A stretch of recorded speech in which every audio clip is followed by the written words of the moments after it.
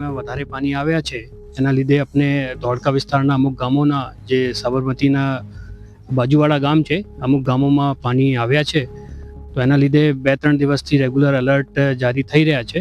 પછી આપણા પંચાયત લેવલથી પ્રાંત લેવલથી બધા લોકોને એલર્ટ કરવામાં આવ્યા છે.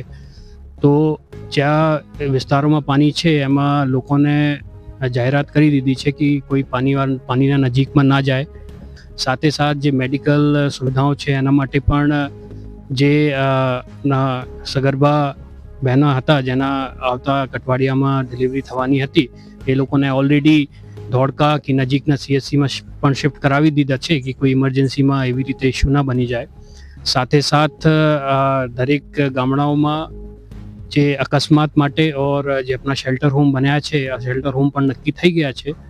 આ શેલ્ટર હોમ રેડી છે કે અગર કોઈના ઘરોમાં પાણી આવે તો એને ત્યાં ખસેડીને શેલ્ટર હોમમાં લાવી શકીએ. શેલ્ટર હોમ માટે જમવા માટે વ્યવસ્થા પણ થઈ ગઈ છે.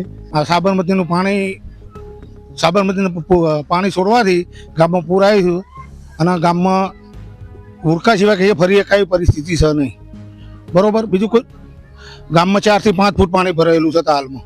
સરકાર તરફથી બધા આવી ગયા છે. મામલતદાર આવ્યા, TDO આવ્યા, ધારાસભ્યશ્રીનો ફોન આવ્યો. બધા સતત સંપર્કમાં જ રહેલા છે અને ગામે આખી રાત જાગતું જ રહેલું છે. કાલ રાતનું પાણી ગામમાં ઘૂસી ગયું છે. કમર સમાના ગામમાં પાણી છે. અત્યારે હાલમાં પરિસ્થિતિ નથી ચડતું કે નથી ઉતરતું એવી પરિસ્થિતિ. ઢોરના તકલીફ થઈ છે, ગામમાં માણસોને તકલીફ થાય છે અવર જવરમાં.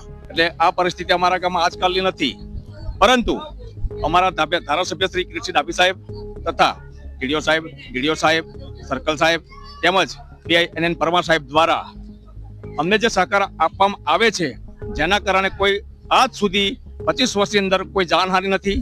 હા, પાકને નુકસાન થાય તો તેનું વળતર સરકાર દ્વારા આપવામાં આવે છે.